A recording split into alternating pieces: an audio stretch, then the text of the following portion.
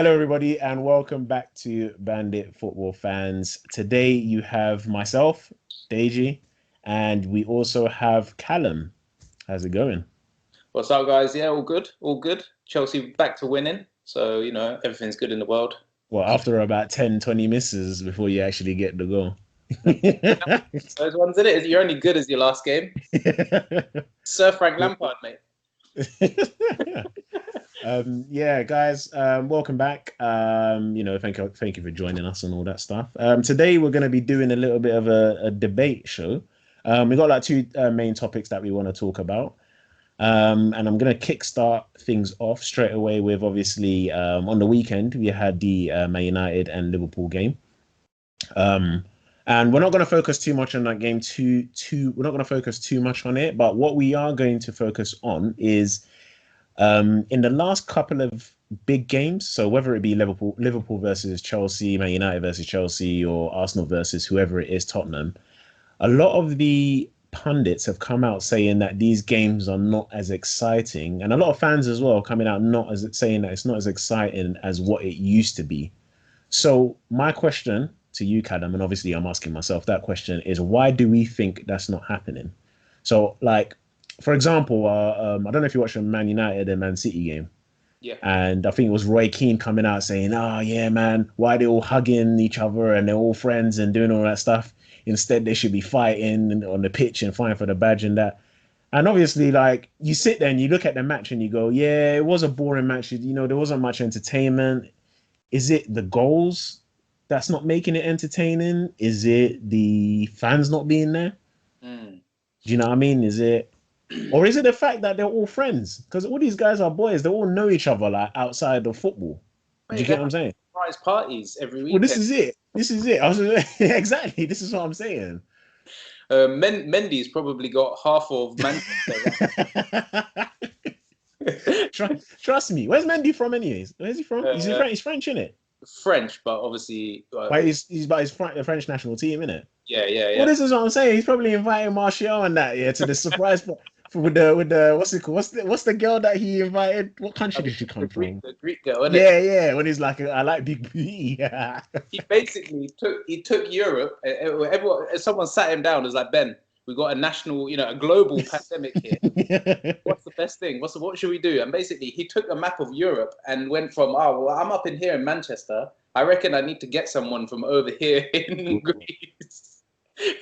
Yeah, no, but I think you know what I mean. Like, what's your opinion before I go into mine? I think it's a factor.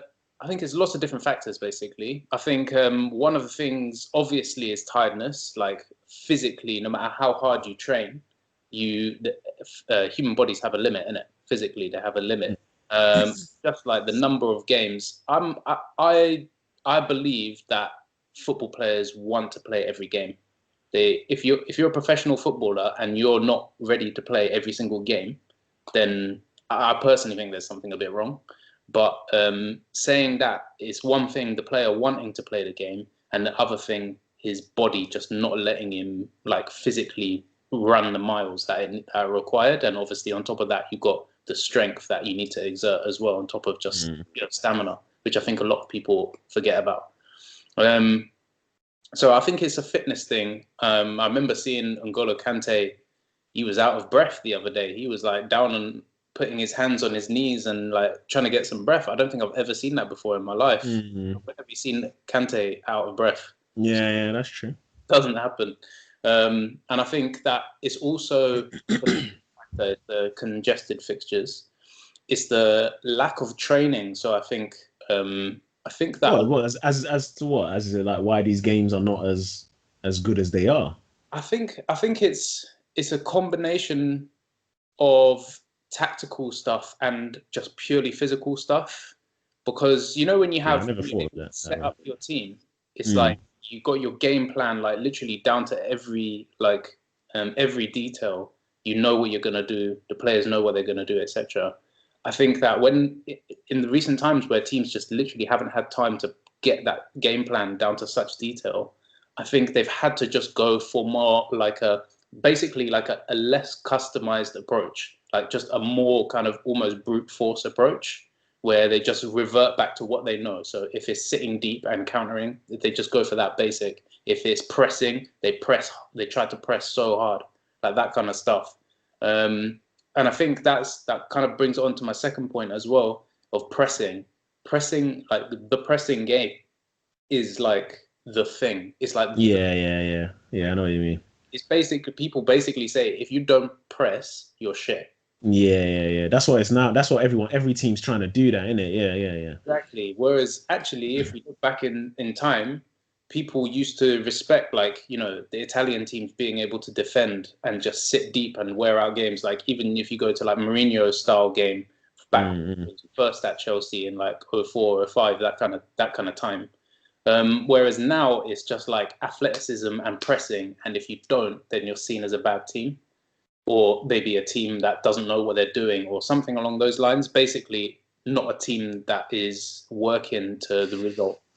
All right, counterpoint to that, yeah, about the pressing thing. But if you're a team, okay, so again, I'll use the example of United and Liverpool that's just gone.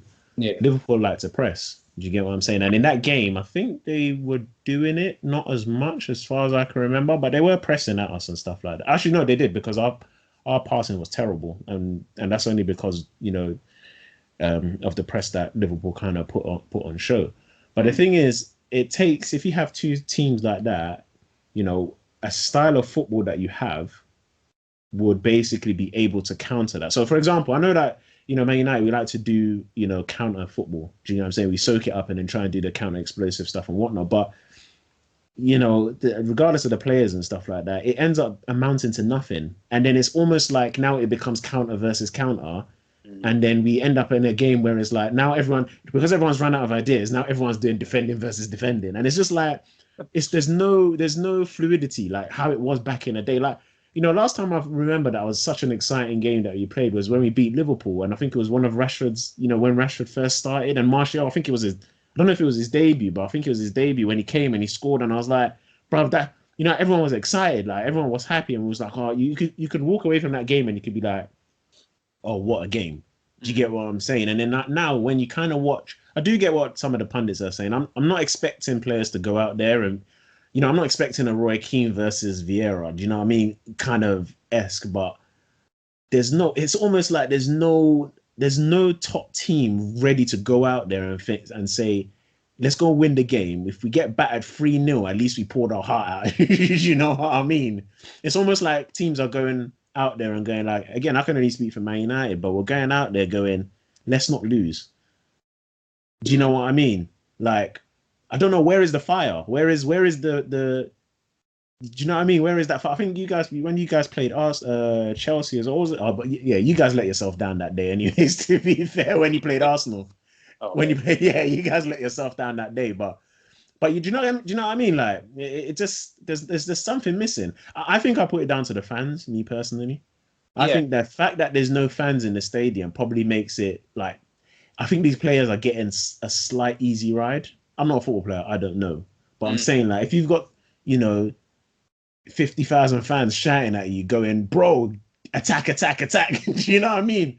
That's gonna play on your mind, isn't it? And then also as well, them crunching tackles. When someone gives you a crunching tackle, you're gonna be like, the fans are gonna be up for it, man. They're gonna be like, well, do you know what I mean, kind of thing. And then as a player, then you're up for it. Do you get what I'm saying?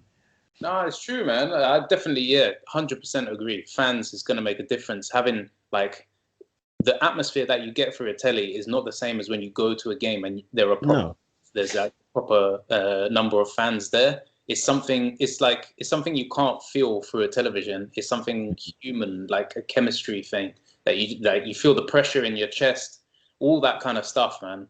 100% agree. I think that I'd be interested actually. You know the new rule with offsides and stuff like that, where they let the game go. Yeah, that's ridiculous. I think it's done anyways, but whatever.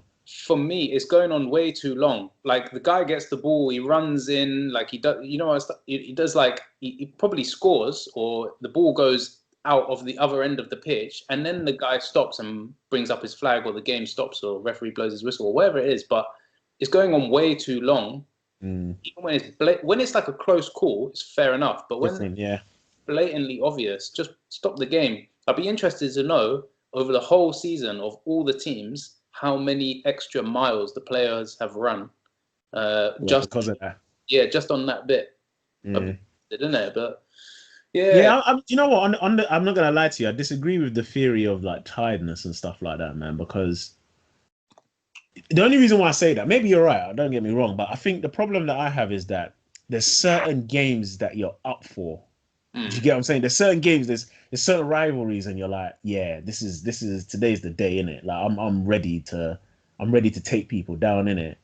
And I guess, I mean, I enjoyed the game on the weekend. I thought the United and Liverpool game was decent. But then when I went onto social media, you know, I go onto like Instagram and I see a couple of people's comments and that.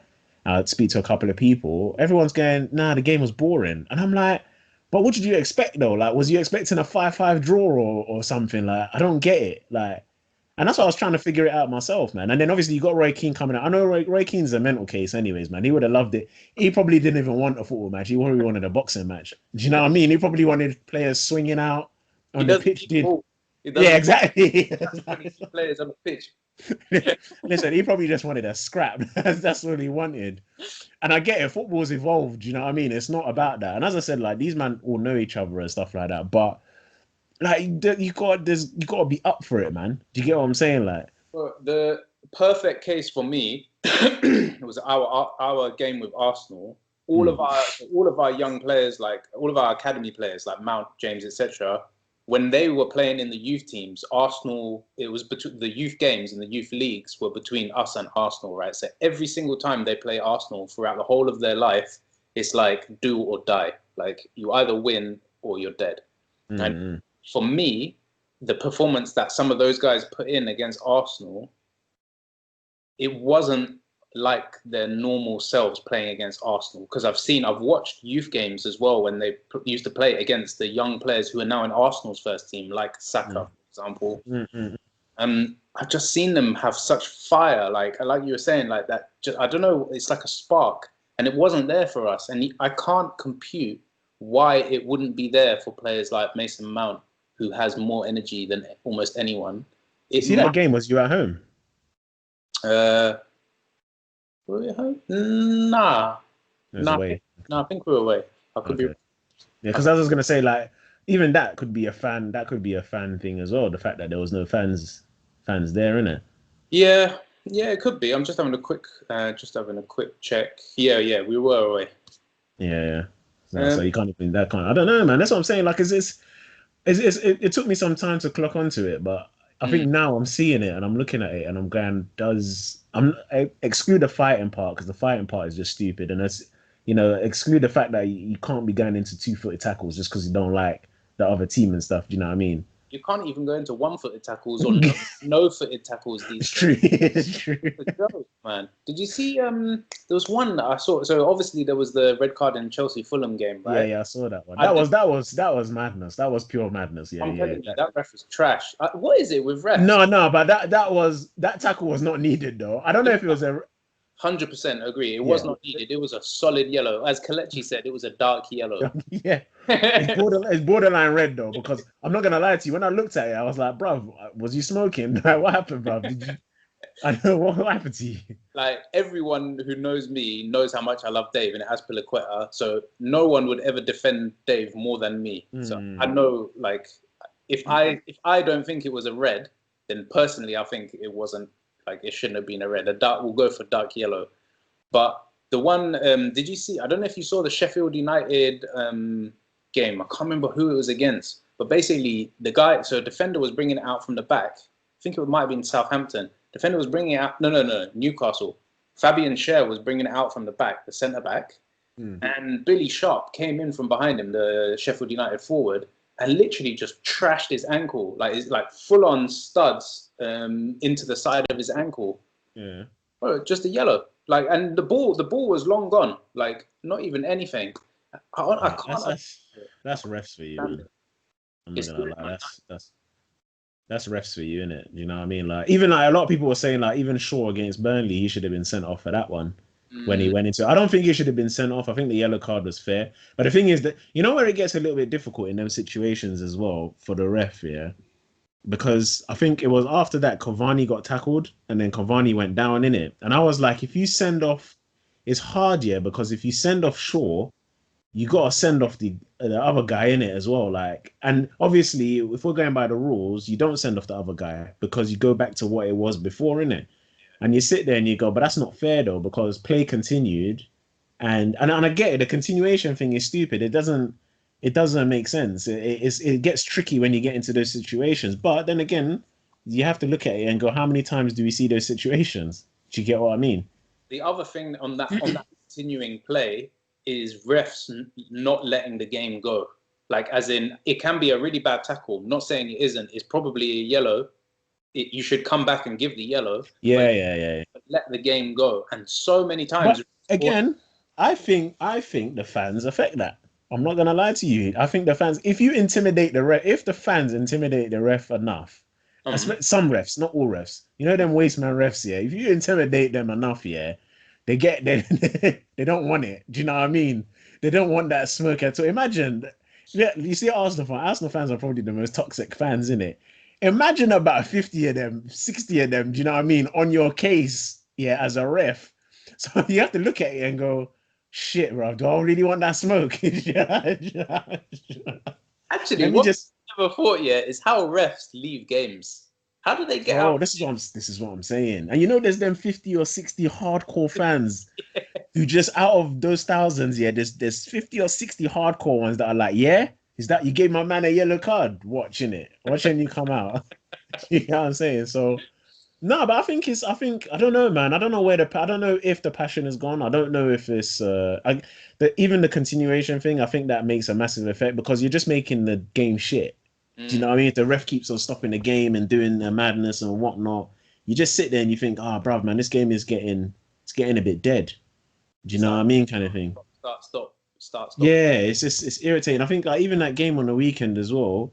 I think Rashford was offside by ages, and he didn't put the flag up. And I was sitting there thinking, but we all can see that he's offside. So why are you doing that for? Do you get what I'm saying? It doesn't make no sense. But yeah, man, it's interesting, man. I just like someone brought out a list and was looking at all the top six teams, or so-called top six teams, and it was looking at the score line and stuff like that, and it was like nil-nils and there was a lot of nil-nils there, man. And I was sitting there thinking, it's true, it's not as these games, you look at it and you go, it's not as exciting.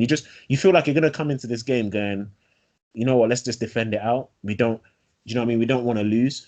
Do you get what I'm saying? I can't speak for every team, but for us, you just sit there, you just go, it's a game you just don't want to lose, man. Do you get what I'm saying? You don't. I think United are playing that way for sure. Yeah. I think for a lot of other teams, it's actually a result of poor finishing.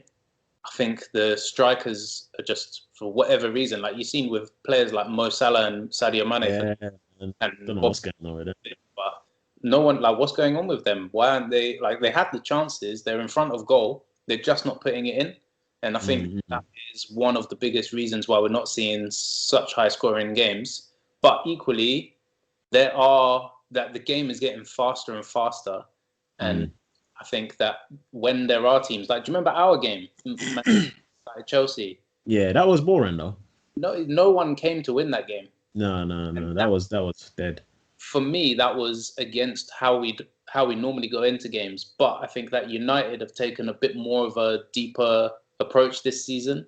Yeah, because their defense is shit. That's why. That's what I'm saying. I think that at the beginning of the year, Ollie was like, "Our defense is trash. We have to sit deeper." But now that you guys have gotten better at the top of the pitch and actually you've started to score goals, I think that it's almost like do you know what I mean? Like a remnant of your past. Like it's still stayed there, even though you don't need to do it as much. I don't know. That's my thought anyway. Because if you look at teams like us, Liverpool, Leeds, Everton, to some respect, now they've got players like Alan in the midfield and Decore. Yeah. There's lots of teams that play like Southampton, Spurs are. Yeah, but then look at it though. When you look at these teams, like for example Leeds, use Leeds as a big massive example. Leeds go into every game for a win. Yeah. They're not interested in conceding. They're not interested in that. So even if they're coming up against big teams and what, to them, when you look at them game, like for example, I know there's times in our group chat we've looked at it and gone, oh yeah, it's Leeds versus like Wolves or something, and we're like, yeah, that's gonna be an exciting game. But then you look at Chelsea versus Arsenal or Tottenham or whatever, and you're like, yeah, this is just gonna be a game of tacticians, and you're just like, we know what's gonna happen. We're just gonna defend. It's probably gonna end like a 1-0 or a 0-0. Do you know what I mean? Like, and it's like, bro, that's not exciting. Do you know what I mean? That's not. It's not. We're not here for that. We're looking for that gung ho attack. Do you know what I mean? Like, Yeah. you just go there, do a madness, so you can start ripping into the other people in it. I think Arsenal beat us this season. I think they beat us 1-0. I think. Yeah, they beat us. That game was shit as well, and I was just like, that game was dead, bruv. We just looked to defend, and I was like, I don't even know why we're defending against this crap team. Like, we should have just smacked them. Do you get what I'm saying? But it is what it is. It's interesting though. It's interesting just to see what the whole football, how can I say, the whole football like environment is feeling about these. So are they big games anymore? Do you get what I'm saying? Like, are they even that big? Like the Man City and Man United game, I was just like, it's not even all that. Like, it's not. Like, again, like I said, my personal view, the Man City and Man United game was dead.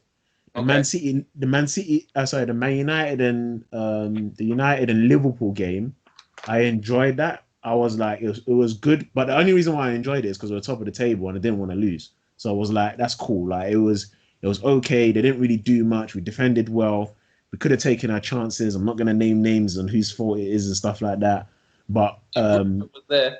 Who? Bruno had that chance, innit? Yeah, so this is the thing though in that game. Bruno had the free kick. Bruno had that chance as well. I think Pogba had a chance, but I think the time where we could have actually won that game was when Rashford ran into a blind alley. I think, and then Cavani was there. That's the only time I was thinking, like, come on, man, bro, you gotta do better. But we're probably gonna discuss this in our next section of the podcast. We'll probably discuss that later. If you name some names in your list, yeah, that I feel like shouldn't be there, then we can have that discussion. But yeah, no, it's interesting to see how everyone feels about it. Like, people are just feeling like these games are not exciting, man, at all. Like, do you know what the best game for me was this season, yeah, so far? I think it was Tottenham West Ham when they drew 3-3. That game was sick. I was like, because Tottenham were winning 3-0, innit? Yeah. And then when West Ham came back here, I was like, no, because it was like 3-1. You're sitting there going, it's 3-1, man. This is mine. Then it was 3-2, and you're like, oh shit. Do you know what I mean? I was like, damn. I think that's probably one of the best games I've seen. Yeah. Do you get what I'm saying? Well, it's because of that third goal from Lanzini in it as well. Exactly. Yeah. I think it was outside the box, innit? And he just whacked it. Yeah. That's what I'm saying. Like, those are the type of games. For you, that might be not so common. For me, I've got used to scoring 3 and conceding 3 at the beginning of the season. Now we're conceding 3. That's it. Bro. No, it's just interesting. I just think I don't know. Is Roy Keane right? Is he wrong? Do you know what I mean? Are we expecting more fire? You know, if the fans come back, are we gonna see more of that fight? Do you get what I'm saying? Like, one of the best fights was Chelsea and Tottenham again, when Tottenham were on the way to winning the league, and then somebody smoked crack and then just thought, let's start boxing, man. They chose violence that day. Exactly. But we haven't seen that in a bit. We haven't seen that in a while, man. Well, let me ask you, if I had to give if you had to give a instinctive answer, what's the big game for you? Like, when you see the season fixture list, the big game. Well, the big games or just one? As a United fan, what's the one that your mind goes to straight away? Only one. Yeah. Or like against one team, so it could be like. It would have to be. Oh, that's tricky. No, it have to be United and Liverpool, man. That's a game, bruv. That's right there, man. Just because of history and that, it's just whenever that fixture comes up, I'm like, yeah, this is gonna be a tough one. But you know what? Like, obviously that would be my instinctive answer, but I think when I'm looking at it, like, over the last couple of years, and obviously teams have got better and stuff like that, the games that I look at and I go, fuck, it's gonna be a bit mad, is Man City. Mm-hmm. It's always going to be Man City and Liverpool. I just look at them games and I go, bro, these are going to be some sticky games, bro. Do you get what I'm saying? Not and Spurs? Then obviously, Not Spurs? No, I don't. Bro, they beat us 6-1 at the beginning of the season. The next time that happens, it's probably going to be another like 60 years. That's not happening anytime soon again, man. That day was just, I don't know. That day was just, everyone was on crack, man. That's all I can say. That day was just that's a, what about you? What would be your what game do you look at and you go, oh yeah, that's sticky still. I think it's going to be Arsenal, to be honest, man. Mm. I don't know, like Spurs. There's nothing better than beating Spurs. Don't get me wrong. Like when Man, bro. oh mate, I can't even put it into words. There's nothing better than beating Spurs. But in terms of a sticky game, one that like really worries. I think the difference for me is I'm excited for the Spurs game because I know that we can do a madness and take them differently. But for the Arsenal game, I'm worried. That's the one that worries me. You know why? I know why it probably worries you is because they're jammy as fuck, man. They're just jammy.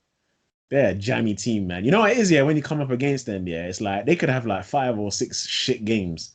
But when they come up against you, everyone turns up and you're like, bro, like why are you turning up now?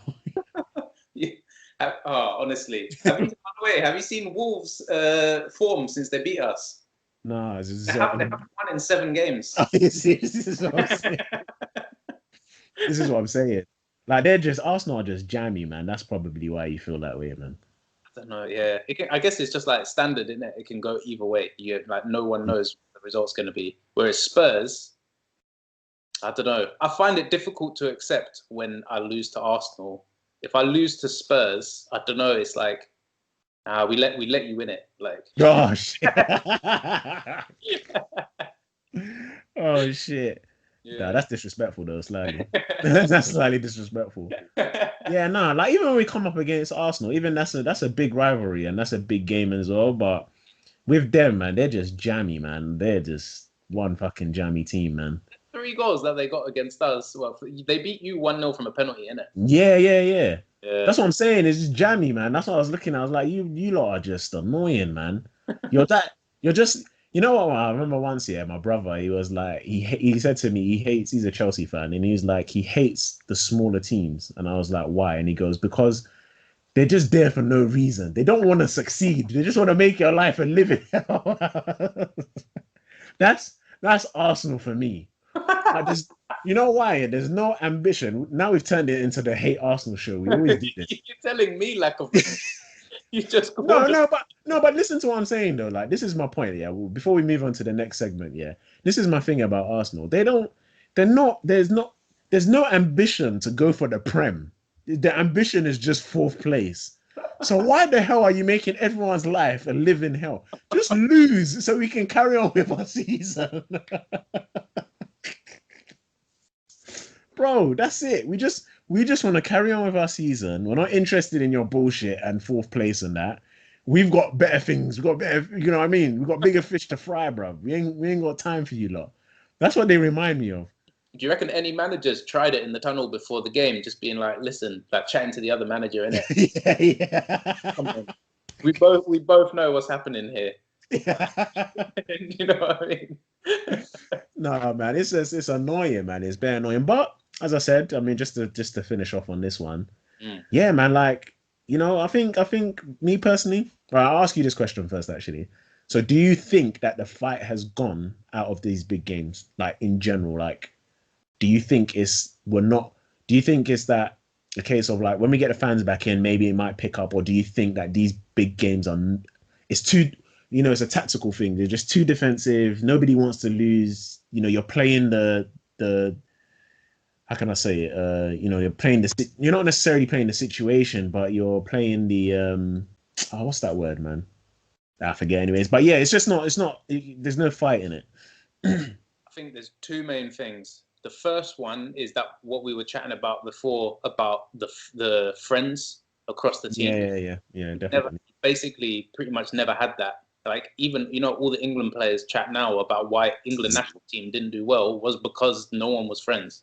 Yep, 100%. Second one for me is that, you know, before it was like, you know, way back in the day, it was Man United and Arsenal. And then, you know, obviously we started to come into it. City started to come into it, that kind of stuff. And everyone else was pretty trash. Like even Liverpool, they were like, but they weren't there. So the big games were the big games and everything else was just little. For me now, there are a lot more big games than there were before, basically, and it just kind of brings down the notoriety of those big games. Yeah. That makes sense. Yeah. No, that's and I'm gonna probably jump on what you're saying as well. With I think everyone is just friends, man. I think what it is that you're not gonna have the fight that you had before because all these men talk to each other outside of football. They probably have Christmas together, Easter together, all this stuff and whatnot. Do you know what I mean? And another point just to chuck in there as well is that remember you've got a lot more foreign players now. Yeah. And if like we go back all the way to like that Spanish team, they were friends, man. They all boys. Like they, you know what I mean? They were Codees, man. Do you know what I'm saying? So obviously where some of them are coming into the Prem and that, they know each other.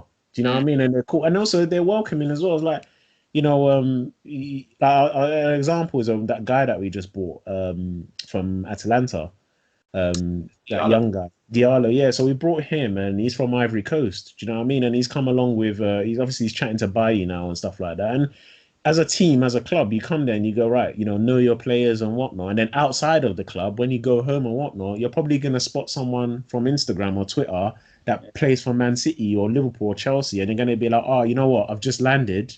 Yeah. How about you show me around and stuff? Do you get what I'm saying? So, well, Pepe, another one at Arsenal, he's Ivory Coast, isn't he? Pepe. Yeah, exactly. So you might even chat to him as well and be like, listen, I'm in town. Let's see what we're saying and stuff like that. So I think it's because they're boys, and I think Roy Keane's era and Patrick Vieira's era and all that stuff and whatnot, and all those hard men. I think it was a case of you stayed in your lane and you didn't want to know about anybody else, and when you did see them, it was on site. Do you get what I'm saying? Like, do you know what I mean? Like, for example, what Roy Keane done to Haaland, didn't it? Do you know what I mean? When he took him out, so that's just a vendetta. We don't need that. We're trying to stop. We're trying to stop knife crime and shit on the street. You can't now bring it into football, bro. It's not. I would be surprised if Keane went into a game with something down his sock. The dirty knife. Yeah, trust me. Trust me, man. I think that is a good thing as well. Maybe the third one that I would add is the aggression that you used to be able to show. You can't, man.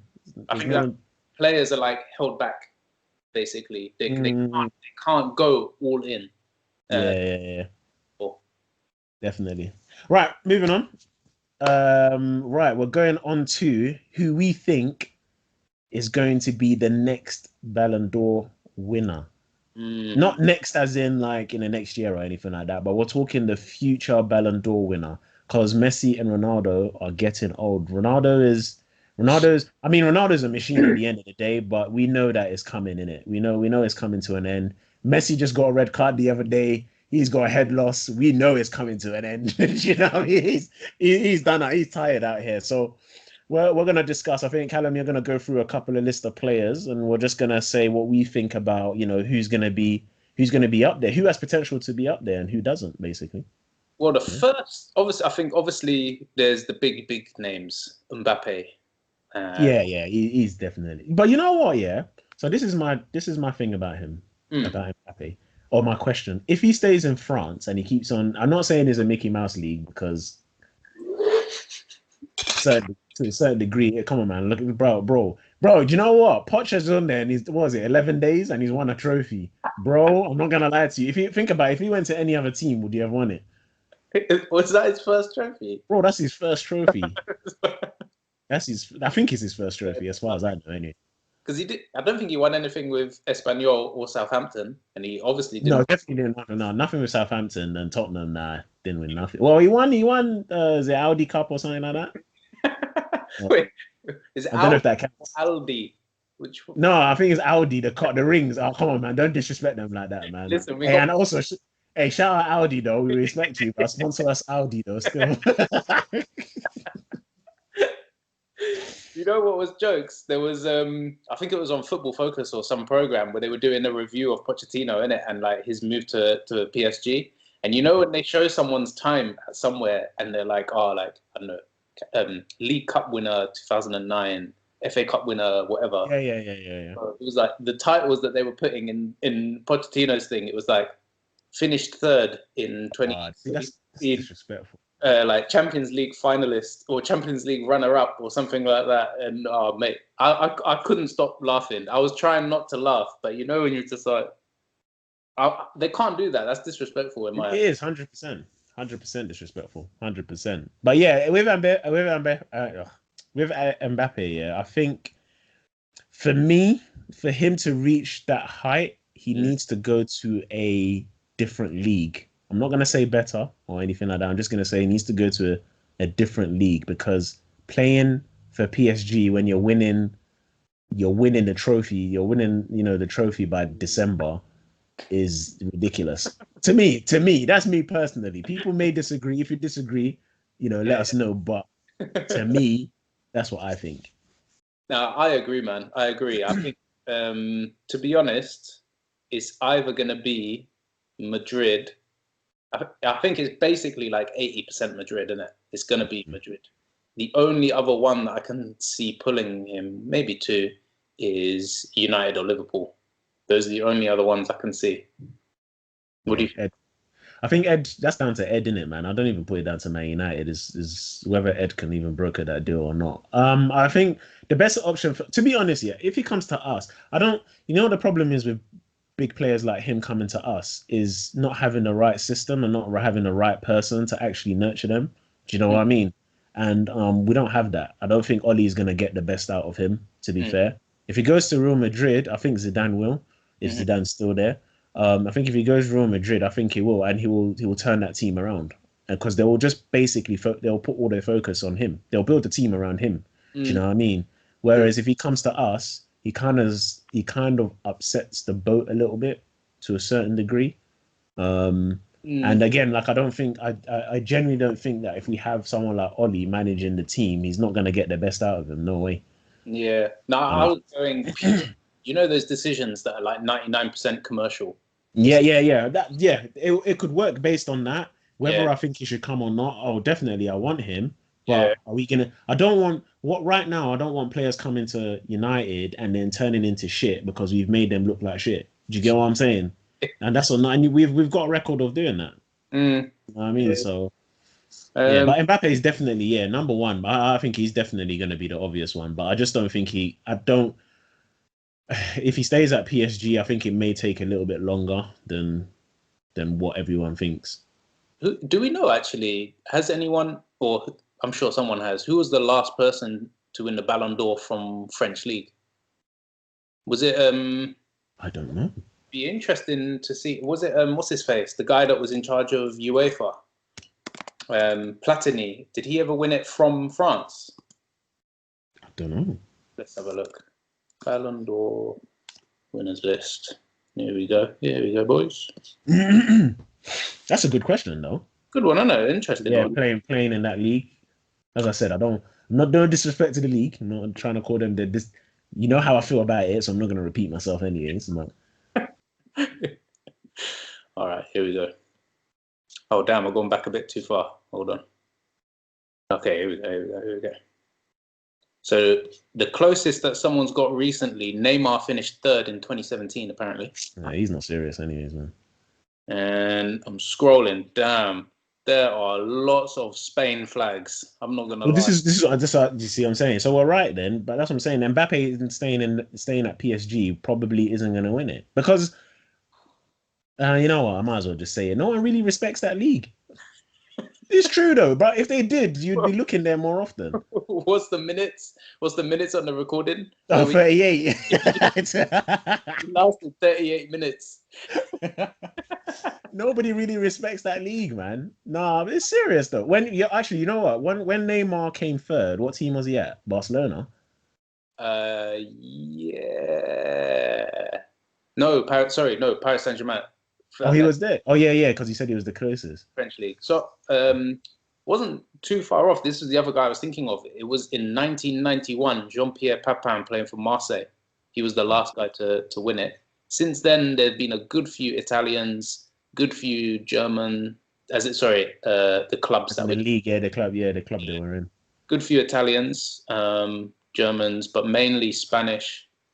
Mainly. That's nobody really respects that league like that, man, bro. That's what I said, man. If you got a team that's winning it in December and that, there's no what more can they? Well, how do you judge it? How do you go? Oh, that person played excellent when every other team is like a good 30, 40 points behind you by December.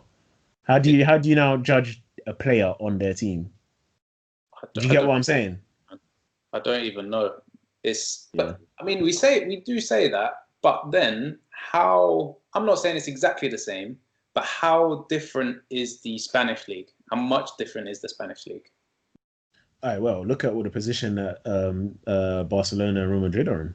But generally, if you had to take like the last 20, 25, 30 years, it's basically just been Yeah, Barcelona.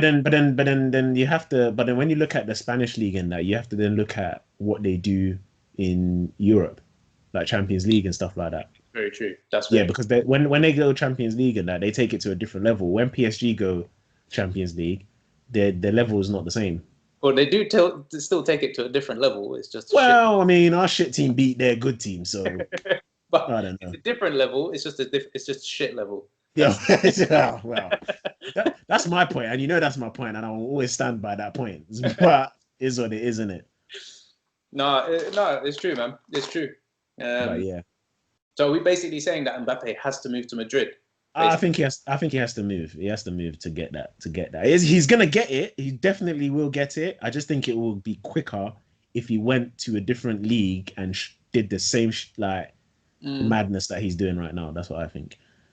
Do we think that Messi and Ronaldo are not gonna win it while they play football?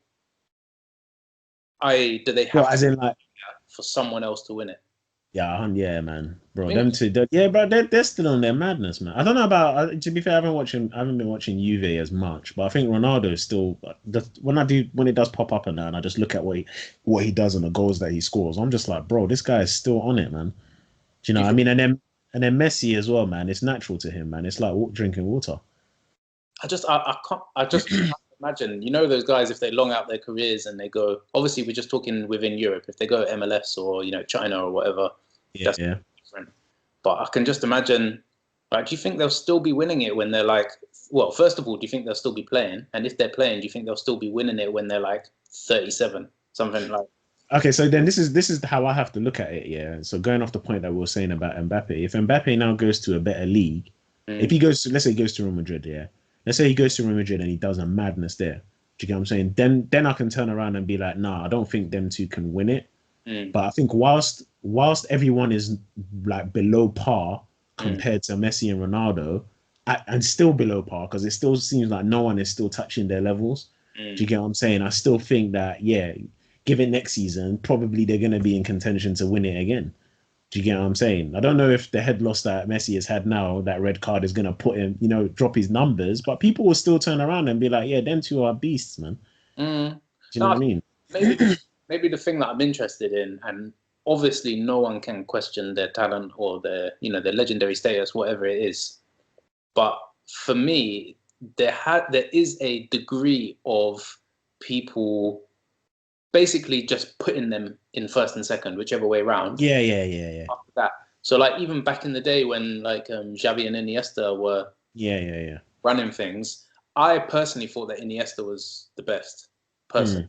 I'm not saying that it was a clear decision or anything like that, but I personally thought I was the best. And I'm not a professional footballer. I don't understand them and understand the game like they do. But Mm-mm. I was surprised that it wasn't like just 1 year. Do you know what I mean? Like literally just 1 year. I know that Modric. Yeah, Um, yeah. He came second or something like that, innit? One so year. didn't he? Did he win He it? was no, I don't. Oh shit, no, he did. Let's have a look. I think he may have. Yeah, 2018. Yeah, yeah, yeah. He did, didn't he? Yeah. Yeah, Did, yeah, yeah. He did. Yeah, yeah. actually, I you know remember that. what? I'm saying this. I didn't even think 2018. Messi wasn't even in the top three. So maybe I don't know. I don't know, man. It's interesting, isn't it? Mm. Um, Yeah, what other players you got on there, man? oh yeah. So after Mbappe, we've also obviously got Haaland. The guy was just. Listen, see that guy? Different levels, man. Saying Beast. I was saying to my cousin Sam the other day. I think he might go Liverpool. You know. Do you think it will work though? I think it may. Imagine if Firmino, as players get a bit older, like Rooney was perfectly Yeah, fine, they drop back in it. back, and then Haaland takes his spot. That would be frightening. You know what? The only thing that I could say that where it won't work, is only because fucking Salah's a greedy piece of shit, innit? And yeah, it's just Salah, man. Salah's just greedy, man. He's a greedy piece of shit, man. If there's an opening for Haaland to score, this guy's taking it on his own, man. But that's the thing. I think that Haaland will be like he will challenge Salah in a way that not many people would. Do you know what I mean? But then the system needs to change though, because Haaland at Dortmund seems to be the foe. I don't watch Dortmund that much, but from the little highlights that I see here and there, he seems to be the focal point of that team. I think from what I've seen, he can do most things across the board, across the front. Yeah. Basically do anything in that central bit. I've seen him come short and be like a target man, like chest. Yeah. I've seen him come short, control the ball, turn, and then run at the goal like a flipping horse. Yeah, bro, that guy is mad. And his finishing is good as well. That's the thing. His finishing is actually good. See, now it's like at the moment, Salah and Mane are off form, innit? Yeah. Back to form, and they get Haaland as well. How much do you think it will go for then? Now, this is the other thing that I wanted to ask you about as well: is how much do we think these guys are actually going to go for? I think Mbappe, you're hitting. How much are they getting for 200? Isn't it? No, there wasn't even 200. They bought one something. No, I think it was 200 euros. So I think like 170 pounds. Yeah. So 170 million. So they're gonna want to make profit on that. So you're probably looking at 200 easy. At least. Yeah, do you know what I mean? And I don't think Prem teams can afford it like that, man. And then Haaland, how much did Haaland go for? It was cheap, innit? Yeah, quite cheap, man. I think knowing how Dortmund like to negotiate, he's not going for less than 100 mil as well. Mate, if they're lucky, I'm just trying to think or just trying to see how much he went for. Let's have a look. Yeah, they're definitely asking for 100 mil, man. That guy's good, man. Guy's decent, bro. So apparently, according to Transfer Market, he's rated at 90, but I think he would go at least 110, 120. Yeah, 100%. But yeah, no, I see him. He's definitely going to be. I think in the future he will definitely be a Ballon d'Or winner. Yeah. Oh, bro, he only for 18 million apparently. Yeah. They're going to ask for 100, man. Over 100, definitely. Flipping out. But that kind of, yeah, definitely, man. And the thing is, I don't think he even has to move. I think he can win it at Dortmund. If Dortmund get their act together, then I reckon he can win it there, 100%. Win the Champions League. No, Ballon d'Or, not Champions League. Oh, Ballon d'Or. Yeah, but I've always expected Dortmund to do well, man. They've got decent players, man. Yeah. But I don't know. They like to misbehave, man. So. But they're one of those teams that like builds up a good team and then just sells like. Yeah. It's like Ajax, isn't it? Yeah. They just got done. Yeah, but they got profit though, man. So you know what I mean? They're buying players for bare cheap, and then look at us now. We want to go get Sancho. It's 120 million, bro. And I swear he's only scored like one goal this season. Yeah. And there's still the funny thing is if we go back and we go to them and we say, listen, here's 90. He's only scored one goal. They're gonna be like, bro, you better just move, man. I guess we've got to mention that brings us on to Sancho then. What do you reckon about him? I don't know. You know what? Yeah, the thing is, I don't watch him like that. I don't know why. Obviously, as I said, I see Dortmund here and there from time to time.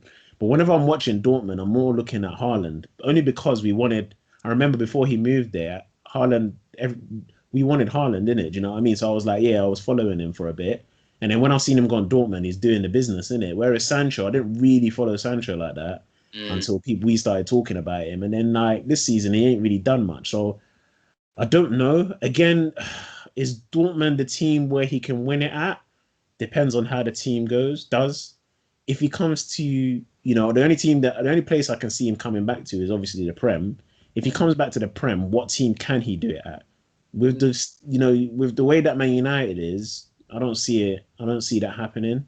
If he goes to Man City, maybe.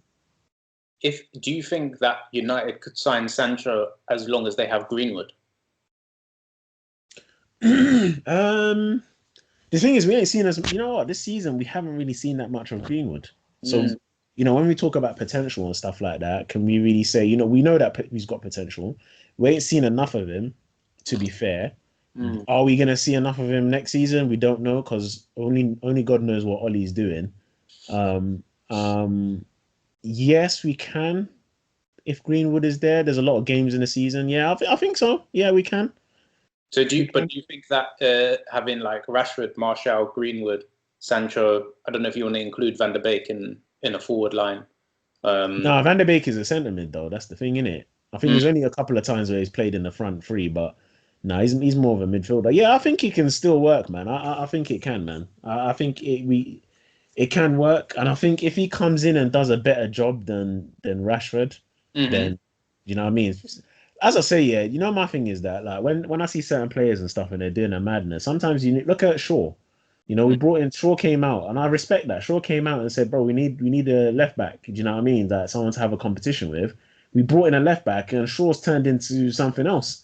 Yeah. Do you know what I mean? Do you get what I'm saying? So sometimes I look at if I'm looking at the top of the tree, and I'm looking at bringing Sancho, maybe Rashford might get his act together. Do you get what I'm saying? And stop being fucking offside every time. Do you know what I mean, bro? But yeah, man. But I don't know. I don't know about Sancho. I don't know. Yeah, it's tough, man. I don't know. Mm. Another German league player, Bundesliga player, Alfonso Davies. Oh, you know what? How many he's a left back in it? So how many left backs have won Ballon d'Or though? Would you say how many like not attacking players, basically? Well, this is it. Has Roberto Carlos won one before? I don't think so, man. Yeah, so that's the thing. I thought that's gonna be tough for him though. But yeah, he's definitely up there though. He can be. It's mad. I He mean, can be. the only one that is like consistent that wasn't like attacking is maybe Xavi, Yeah, but that's centre mids, isn't it? just centre mids. Yeah. Buffon, no, sorry, Cannavaro in 2006 was the last defender to win it. Yeah, no, I think you know what he can. He's sick, but I'm not gonna lie to you though. Obviously, this is just outside of football and stuff like that. Obviously, in football, yeah, he's merking it. As long as he merks it in football and he just doesn't do too much vibes. Because I see him, bro, Alfonso, we see you doing vibes, on Instagram and that, bro. Man's just doing good vibes with his missus there. Nah, it's good though. It's sick. It's sick. It's sick. Like, I respect that for him. I respect that. Yeah, definitely. I respect. Just to answer your question as well, Carlos, 2002, he came second. I think that's the closest. Well, this is it, man. I think, we can throw him in there. I think we can throw Davies in there, definitely, man, 100%. Especially because like we've seen. I think he should just get it for his vibes, man. Bro. No, 100%. Like you know what? When he pops up and stuff like that, I just laugh, man, because I'm like, bro, you're a sick footballer, and you look like someone who's just enjoying life. You see some footballers, and you're just like, bro, why are you stressed? Every day's just stressed. You know what I mean? But he just looks like he's just having a good time, man. You know what I mean? But yeah, no, definitely, he's yeah. I see him. I see him up there, 100%. I was gonna say we've seen loads of players like, for example, Bale is a perfect example. Comes from a left back, but by the end of his career, he's a left forward or left winger. Yeah. It's something that Davies can easily. He basically plays as a left forward for Bayern half the time. Yeah. So, 100%. Be interesting, man. All right, now I'll just go down the list that I've got. So Joao Felix from Atletico, innit?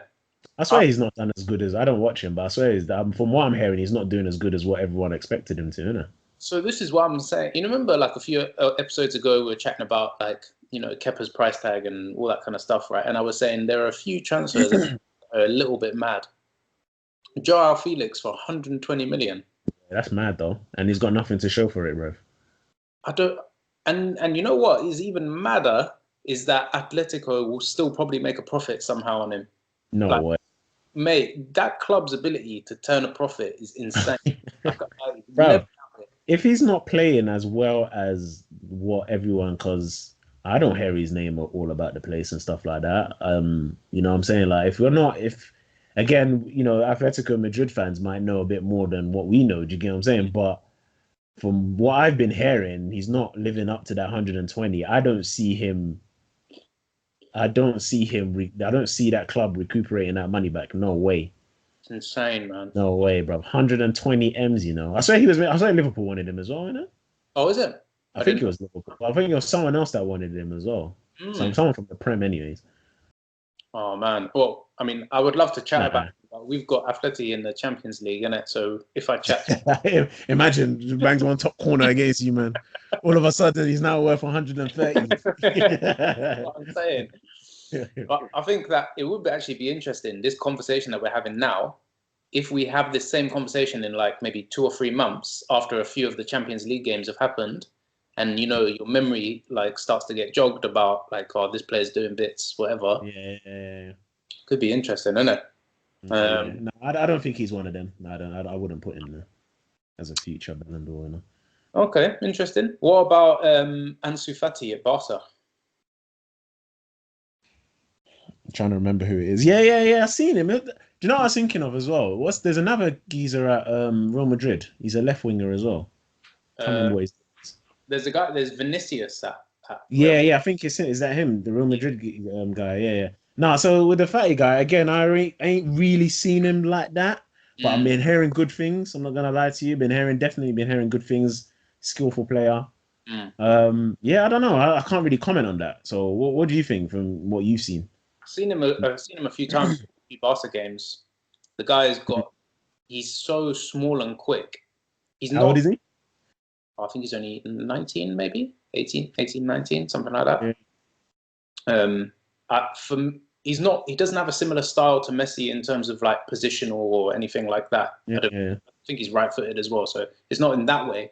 But the way that he's small and really quickly changes direction, he just goes past defenders like they're not there.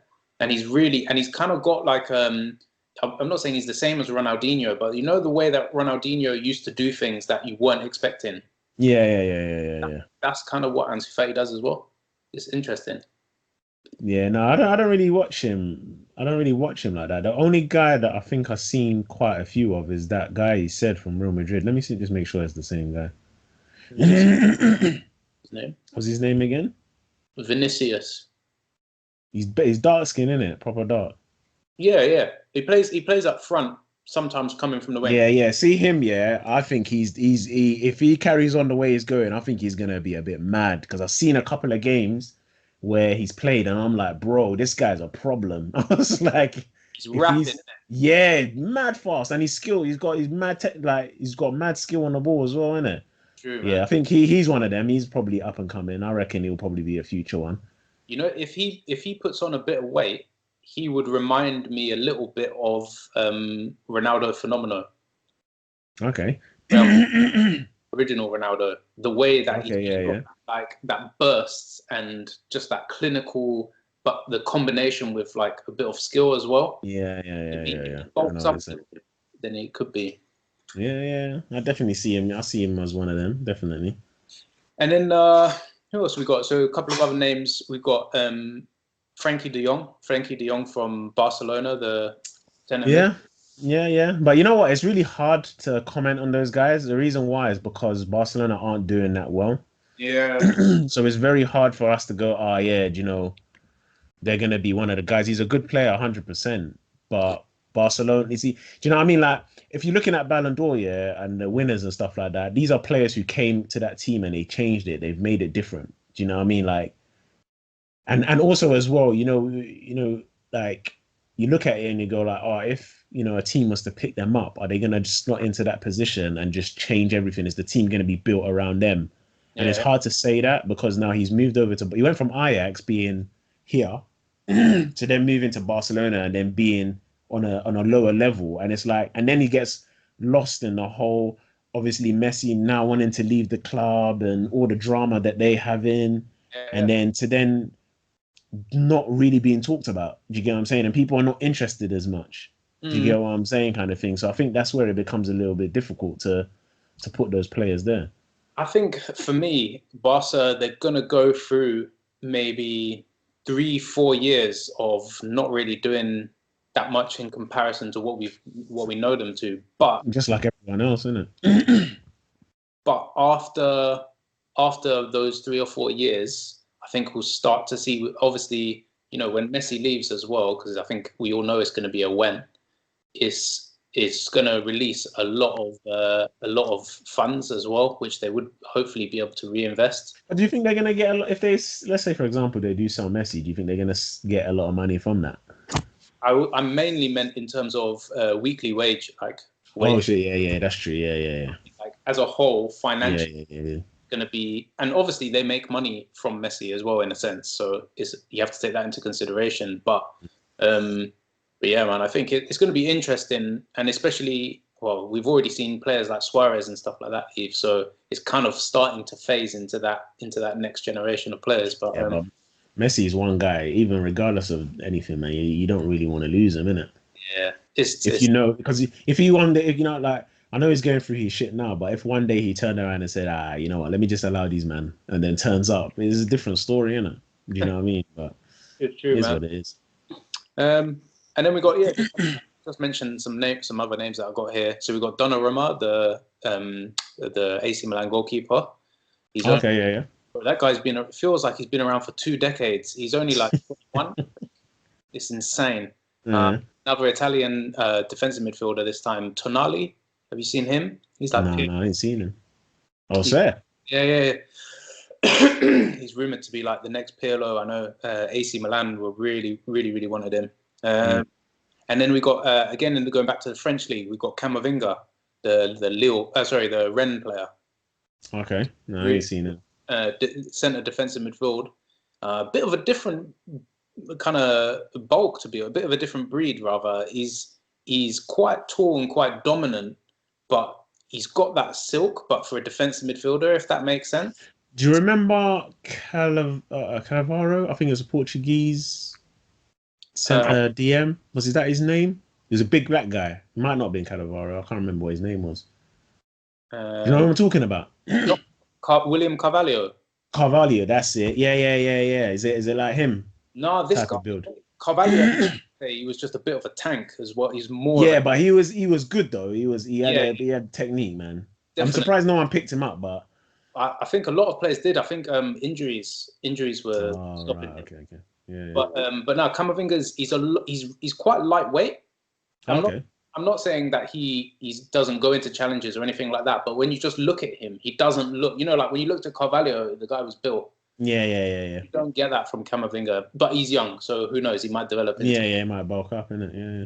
And then obviously we've got Premier League as well. You know, we do have, as much it might sound like blower and horn or whatever, we've got players like Foden.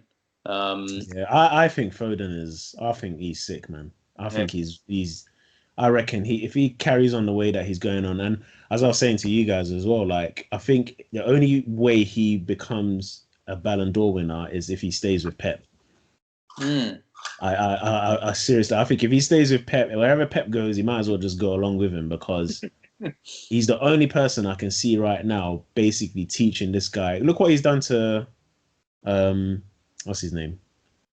Sterling. Sterling, yeah. Look what he's done to Sterling, bruv. Do you know what I mean? No, bruv, if it wasn't for Pep, I don't think we're talking about Sterling. I really don't. Do you get what I'm saying? So with Foden, I think he looks at Foden and he's probably just giving him everything, bruv. Yeah. Everything. Like he's probably picked things from Iniesta and Xavi and said, "Listen, this is how these guys do it." And do you know what I mean? And I think he's techers, man. I really do, man. I think he's in the future. If again, I only see it happening with Pep. I don't see it happening with anyone else. I think he becomes a different player, at least for the next couple of years as he's growing up. You know, once he's mastered it and then he leaves Pep, then yeah, cool, whatever. He does what he's doing in it. But I think he's the only guy that can get him up to them levels, man. Right. It's for me, I 100% agree. Management, but it's also the players that he plays with, innit? Don't forget, he would have been like David Silva and now KDB. Yeah, 100%. Yeah, they must be teaching him all sorts as well. Do you get what I'm saying? Yeah, Foden is definitely. I reckon he will, man. If he carries, as I said, if he carries on the way that he's going, I see it. 100%. I agree, man. I think also it's an interesting topic you brought up, maybe one for another episode, is where do we see managers' next moves? Like, it's true, you know. Do you know what I mean? Because we all know, perfect example, right? We know that Klopp is leaving Liverpool in 2024. Mm-hmm. Right? Where's he gonna go? What's gonna happen? It's just and how that's gonna affect players, because we all know that when managers leave, everything messes up, isn't it? Any more shout outs? Any other players? I think a few people right now are going to call me mad for it, but I think that we have to acknowledge Havertz. I think that he's going to be, in maybe 5 years, he could be one of the best. At Chelsea? Yeah. Well, what? In 5 years at Chelsea? Yeah. No, I don't know where. I don't know. But this is what I'm saying though. My point is about players. I think that all the players that we've spoken about, I think some of them need to go to a system that's just sick and a manager that actually tells them what to do. That's why I said any player that moves to Man United, I can't see them winning. The only person, and people might, if you're gonna say it, in the sense of saying crazy things, the only person at Man United I can actually see winning Ballon d'Or is Bruno. Mm. Everyone else, not even Pogba. I don't think Pogba can even win it. Not at Man United. If he goes somewhere else, I don't know.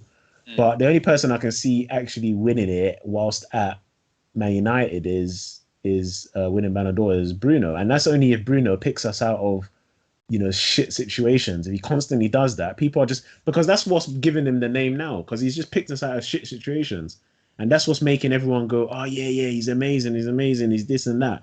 If we was in a good situation, will people be saying the same thing? I don't know. Do you get what I'm saying? So that's the only, but anyone else, I really don't see it at all. And you can say, you said Havertz, and I think to myself, well, he's not picking you up out of a bad situation. So is he going to win it there? Probably not. He probably has to go somewhere else to go win it. I personally, regardless of what he's going to win, I think he will eventually go to a Bayern Munich or Real Madrid. In maybe 4 or 5 years, something like that. Well, you know what? Finally, you say that, yeah. But then look at Hazard. Hazard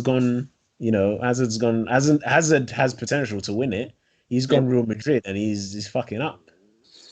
Whoa. Scummy behavior. I'm not going to comment, and I think that's a perfect point to close things up. Yeah. Well, guys, that's all we got time for. Tell us what you think, man. Who do you think is going to be the next Ballon d'Or winner? Do you know what I mean? And do you think the big games are kind of drying up and stuff like that? Or, is, Man United or are Man United and Liverpool and Chelsea, when those games come together, they're not that important. It's more a case of the Leeds and, Wolves, the Leicesters versus Everton. Do you know what I mean? Like, but it's true though. Like, are those games bigger? Are those more enjoyable to watch, or is it the fact that Tottenham, everyone is anticipating Tottenham winning a trophy that we might want to watch their games? You know, it's true though. Like, that's what it. Does Roy Keane have a point? Do you get what I'm saying, or does everyone have a point in terms of it? So yeah, let us know. Subscribe. Fans, we want to hear from you on your thoughts on Roy Keane and Graham Souness, innit? Oh yeah, that way. But yeah, man, guys, hit that like button, subscribe also as well. Leave some comments, man. We really appreciate it. Tell us what you think, and yeah, man, I guess we'll see you on the next episode. Sounds good. Take care.